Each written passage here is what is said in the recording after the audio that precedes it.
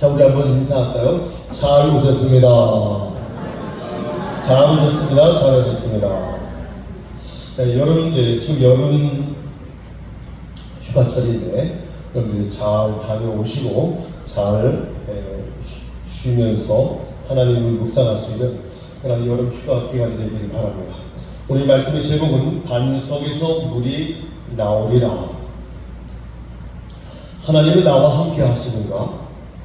하나님은 정말 나와 함께 하시는가? 이 질문은 많은 성도님들이 하나님께 또는 자신에게 자주 던지는 질문일 것입니다.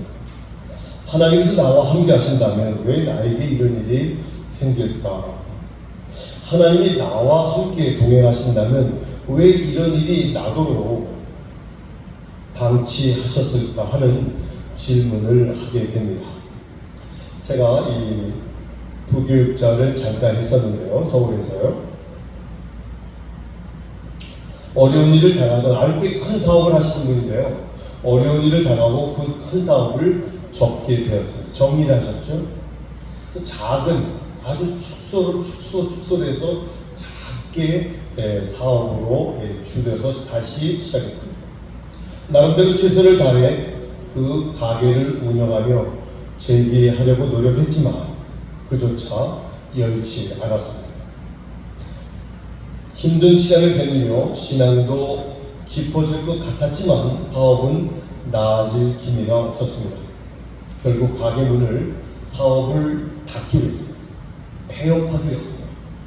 폐업하는 그날 가서 그분을 만나 위로하고 기도한 것이 폐업 기도를 하게 된 겁니다. 하지만 저는 처음으로 폐업 기도를 해보네요. 하지만 어느 때보다 경건한 기도의 시간을 갖게 되었습니다. 예배를 드리는 동안 그분은 계속해서 눈물을 흘렸습니다. 그리고 저에게 질문을 던졌습니다. 목사님, 정말 하나님은 나와 함께 하시는 건가요? 아무래도 하나님은 내 편이 아닌 것 같아요. 그런 말을 하면서 돌아서는 그분의 뒷모습을 지금도 기억합니다. 하나님이 나와 함께 하신다면 어떻게 이런 일이 일어날 수 있을까? 그 외에도 수많은 성도님들로부터 이러한 질문을 들을 수 있었습니다. 도저히 일어나지 않았으면 하는 비극이 일어났을 때, 그토록 간절히 바라고 원하던 것이 이루어지지 않았을 때 하나님을 원망하듯 던지는 성도님들의 질문입니다. 사랑하는 사람이나 자녀를 먼저 세상에 떠나보낼 때,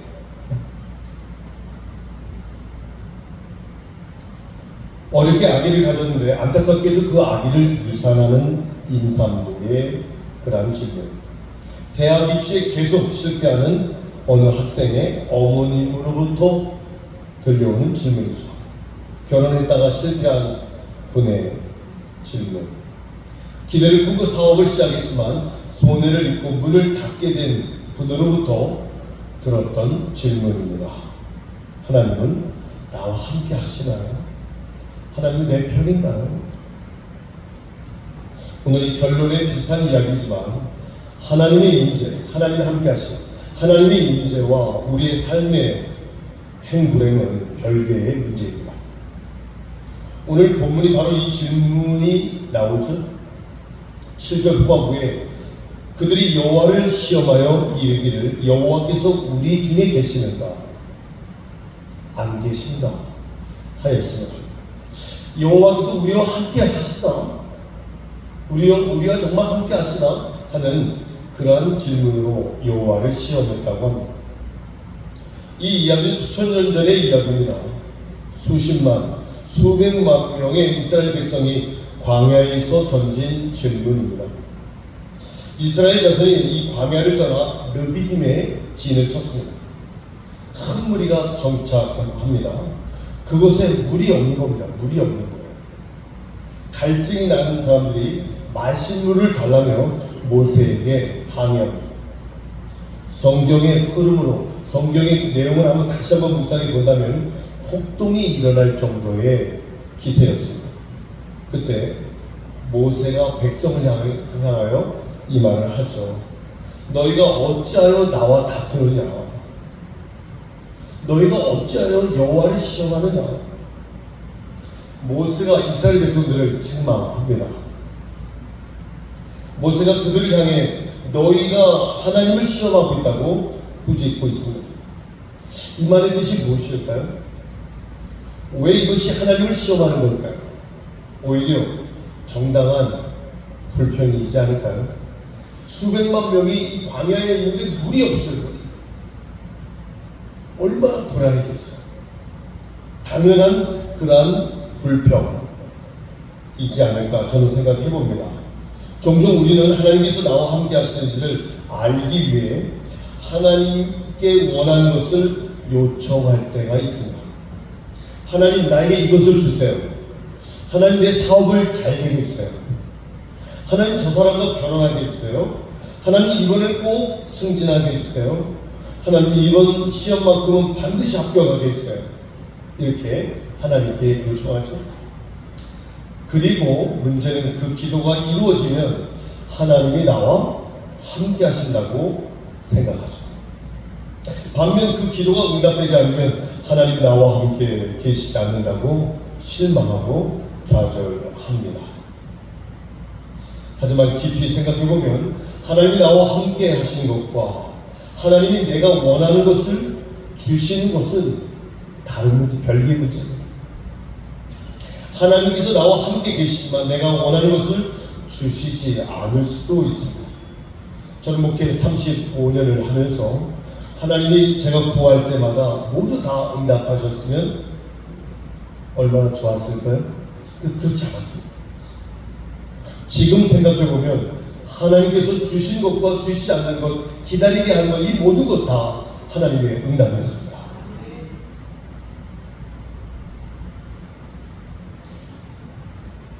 내가 죽게 된 것과 하나님이 나와 함께 하시는 것은 별개의 문제라고 말씀드립니다.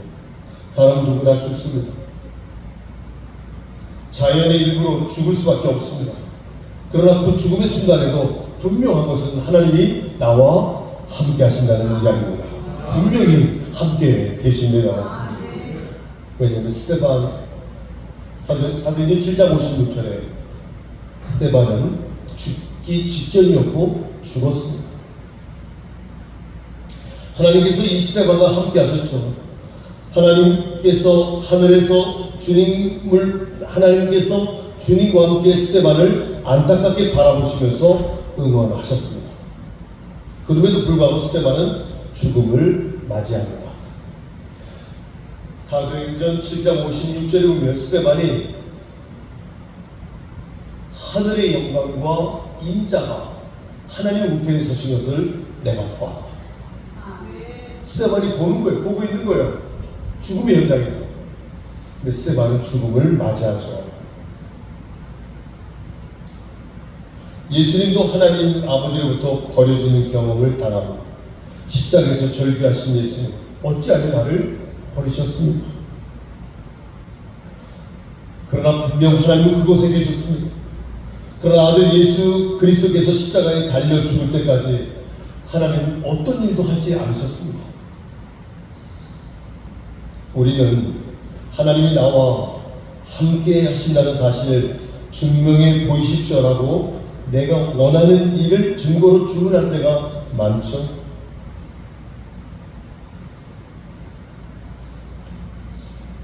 너무너무 어린 아이가, 또 철없는 아이가 엄마에게, 엄마 정말 나를 사랑한다면 이것도 사주시고 저것도 사주시고 이것도 사주세요.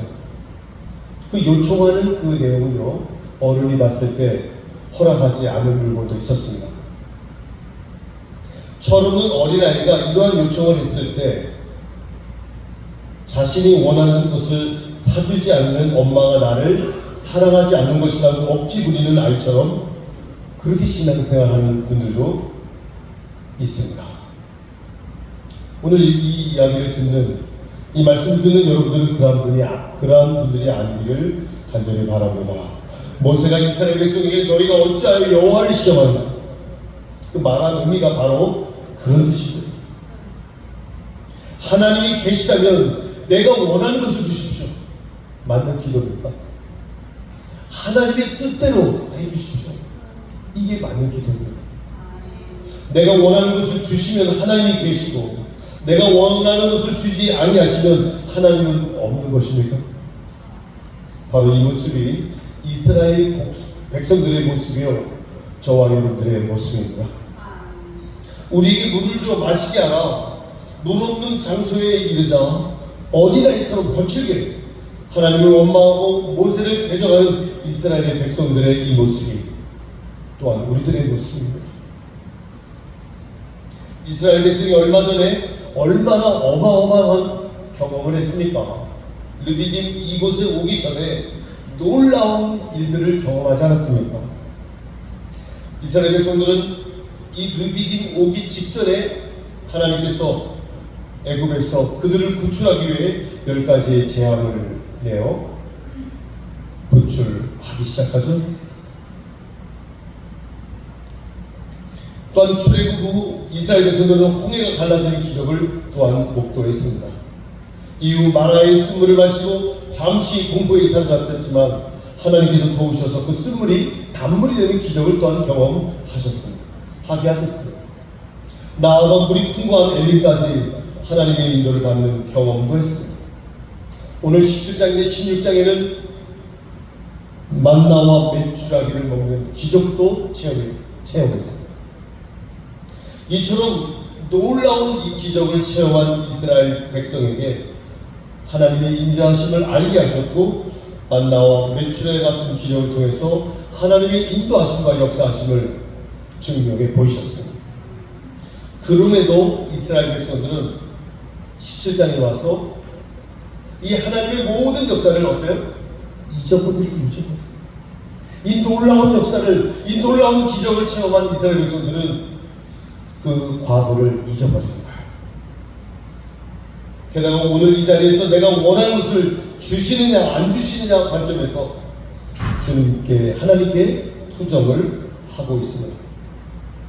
지금 내 문제를 해결해 주시면 하나님이 나와 함께 해주시는 것이고, 지금 내 문제를 해결해 주시지 않으면 하나님 나와 함께 하시지 않는다면 감히 하나님의 존재 여부를 지금 시험하고 있는 겁니다. 하나님을 시험하는 이 모습에서도 우리의 연약한 모습을 발견합니다. 시편 82편에 보면 반대로 하나님께서 이스라엘 백성들을 어때요? 시험하셨다고 합니다. 81절에 보면, 81편에 보면요,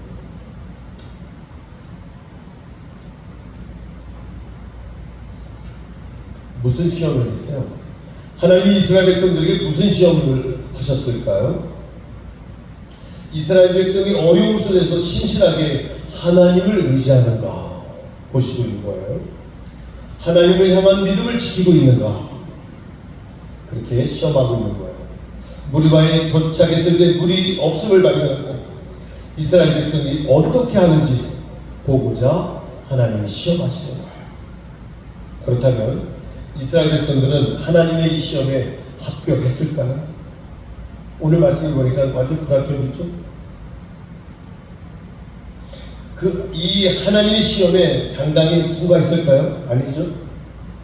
그들은 하나님이 세우신 모세를 원망하고 대항했습니다. 하나님이 신실하신 종 모세를 압박했습니다.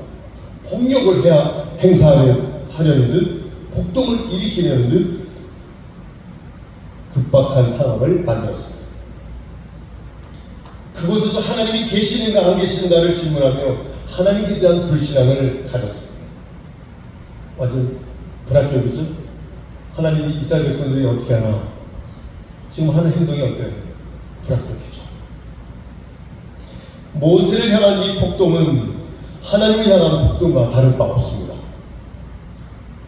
그럼에도 불구하고 이스라엘 백성들의 이러한 원망과 불순종에 불구하고 하나님의 은총과 자비는 변함없이 베풀어집니다.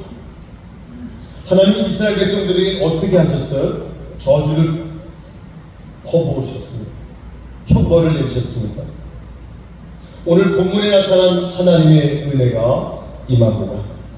르비딤에 도착해 물이 없음을 알고 원망하며 폭동을 일으킨 이스라엘 백성에게 하나님은 그들의 마음을 보시고 시험했지만 그들의 불신앙에도 불구하고 형벌을 내리지 않으시고 도리어 그들에게 바위에서 솟아나는 물을 허락해주는 은혜를 주십니다.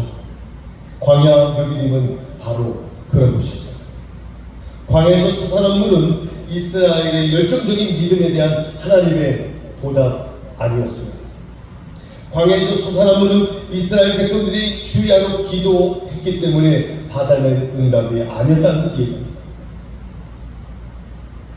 광야에서 솟아난 물은 그들이 회개했기 때문에 주어진 선물이 아니었습니다. 광야에서 솟아난 물은 사람들의 반항적인 불신앙적인 소리를 뛰어넘는 하나님의 은혜였습니다.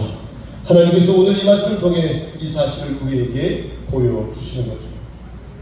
우리도 그렇지 않아요? 이 말씀을 우리에게 한번 적용해 볼까요? 하나님께서 이만큼 우리에게 축복하신 것을, 우리에게 이렇게 복을 허락하신 것은 우리가 이만큼 복받을 만을 했기 때문에 주시는 겁니다. 우리가 이토록 차고 넘치는 많은 축복을 받은 것은 우리가 착하게 살았기 때문에 주신 겁니다. 우리가 하나님께 최고의 예배를 드렸기 때문에 하나님 우리에게 축복하신 겁니다.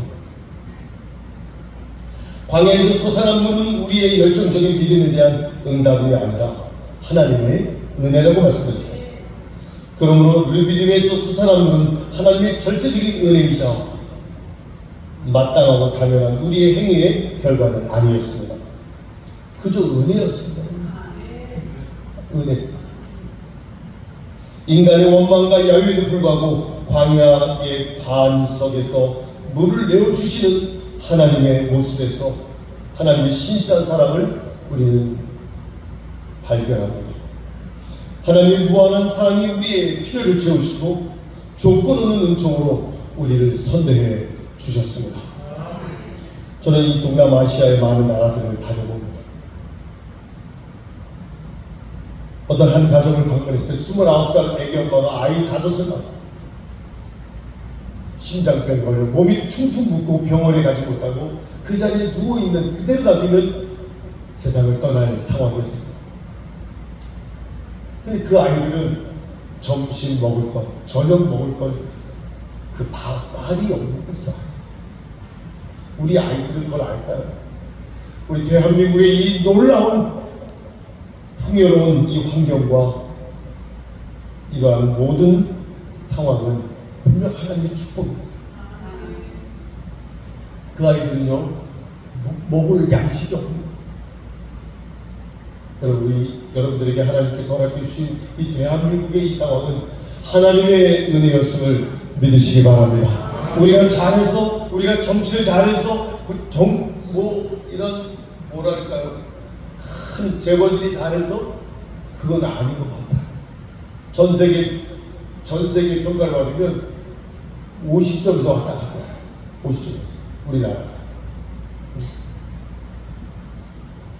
제가 아는 분이 캐나다에서 34년을 살고 역이민을 왔습니다. 50대 가셨다가 80대 50대 부부가 캐나다 괜찮게 사는 나라죠. 근데 그분에게 물었습니다. 여기서 사는 이 환경, 교통, 음식, 날씨, 모든 이러한 인프라가 어떻습니까? 물어봤습니다. 그분이 뭐라는지 아세요? 캐나다마다 모든 것이 위에 있다는 거예요.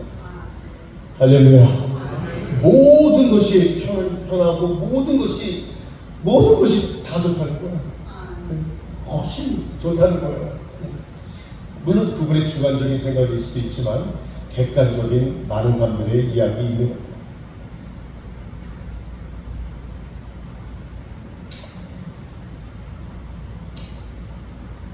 앞서 함께 하신 하나님을 경험했으면서도 다시 하나님을 시험하는 이스라엘 백성의 믿음 없는 모습을 우리는 봅니다.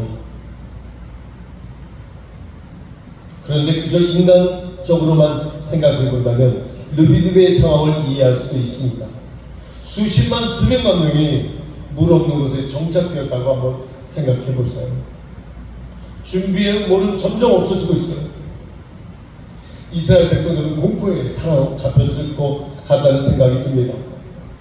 과거와 함께 하셨던 하나님의 그 기적의 하나님을 생각했다면 믿음으로 기다릴 수 있었는데 그들은 과거의 그 하나님을 잊어버립니다. 마라에서 쓴물에서 단물을 내신 하나님을 잊어버립니다. 메추라기가 만나를 매일 양식으로 내려주신 그 기적의 하나님을 잊어버리는 거예요. 근데 지금 이 르비딤의 이 환경을 보면요, 쓴물도 없어요. 아무것도 없어요. 그냥 돌만 있어요. 돌만. 돌무더기만 있어요.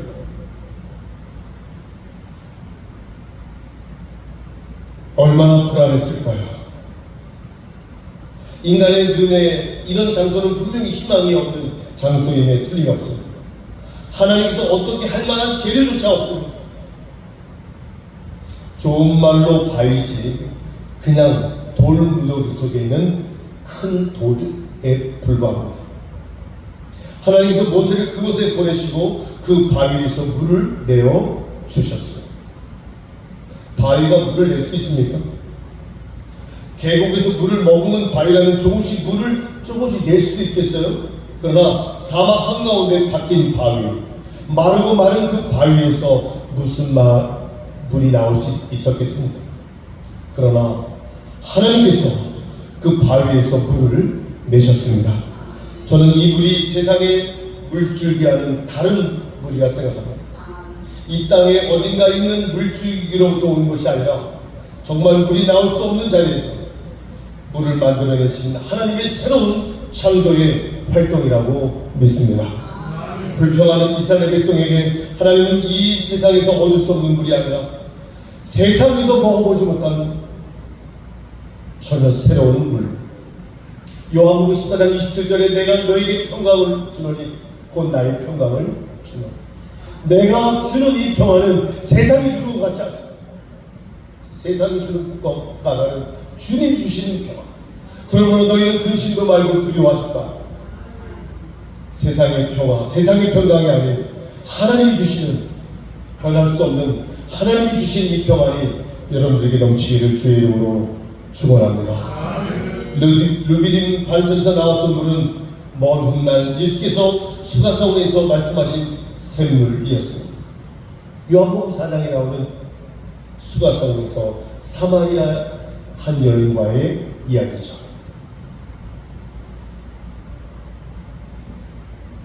반석으로부터 이 물을 마셨으며 그 반석은 곧 그리스도라. 고린도전서 10장 3절 4절 말씀. 바위가 물을 내었지만 실제로는 하나님께서 물을 내어주시는 장면이었습니다. 이것이 요한복음 7장 예수님께서 말씀하신 내용이죠. 명절 끝날 곧 큰 날에 예수께서 서서 외쳐 이르시되 누구든지 목마르거든 내게로 와서 마시라. 나를 믿는 자는 성경의 이름같이 그 배에서 생수의 강이 흘러나리라.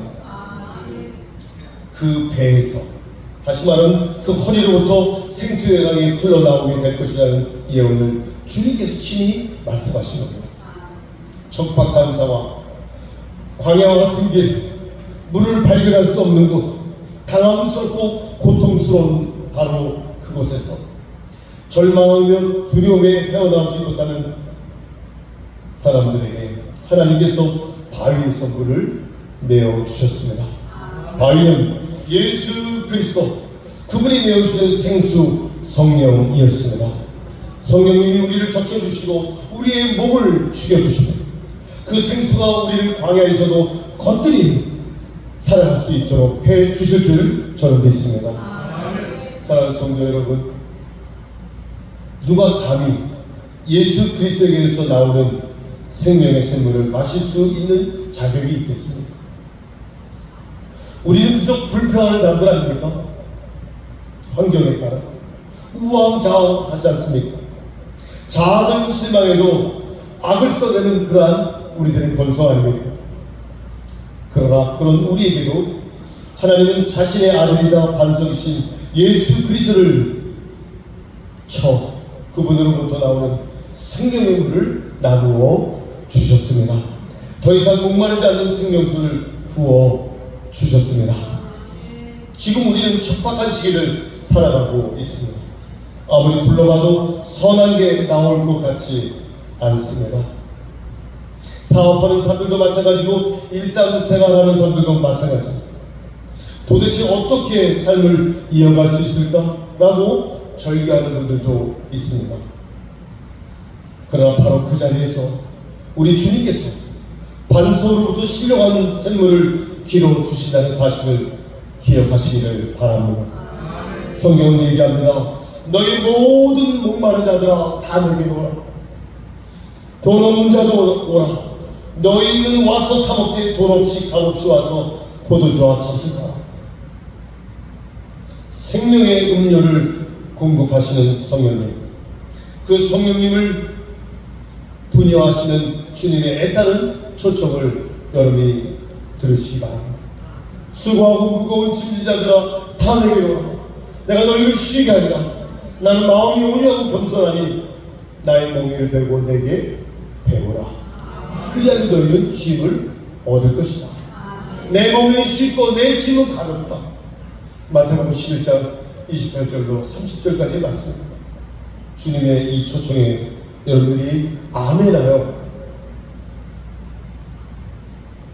주님의 품 안에서 늘 함께 동행하시며 승리하신 여러분들이 되시기를 간절히 주님 이름으로 축원합니다. 이 음료를 마시는 사람은 세상이 변하지 않아도 광야에 있어도 목마르지 않습니다. 이 음료를 마시는 사람은, 이 성령이 주시는 이 음성을 듣는 사람은 아무것도 없어도 생존할 수 있습니다. 기쁘게 살아갈 수 있습니다. 약속의 땅을 향해 발걸음을 옮길 수 있습니다. 전적인 하나님의 은혜임을 고백하시는 우리 모두가 되기를 간절히 주의 이름으로 축원합니다. 기도하겠습니다.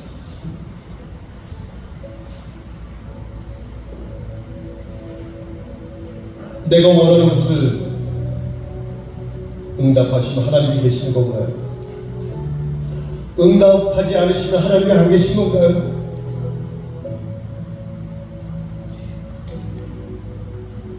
여전히 하나님은 우리와 함께 계시죠. 우리가 사경을 헤맬 때, 신음할 때, 죽음의 기로에 서 있을 때도 여전히 주님은 우리와 함께 계시는 거예요. 주님은 여전히 우리와 함께 일하고 계시는 거예요. 그 주님과 함께 동행하시고 그 하나님의 은혜가 오늘도 변함없이 여러분들에게 임하기를 바랍니다. 이제 주여 한번 부르고 기도하겠습니다. 주여 하나님 은혜 감사합니다. 주께서 역사하시고 하나님의 은혜로 말미암아 오늘도 세상에 나와 하나님께서 말씀하신 생명의 말씀 성경의 음성을 듣고 행할 수 있는 저희들 되게 하시고 하나님의 성경의 음성으로 말미암아 주님 인도함 받게 하시고 성령의 세밀한 음성에 저희들이 반응하게 하시고 주의 음성으로 쓰임받을 수 있는 하나님 영광스러운 자녀들 되게 하여 주시옵소서. 역사하여 주시옵소서. 인도해 주시옵소서. 감사하며 예수님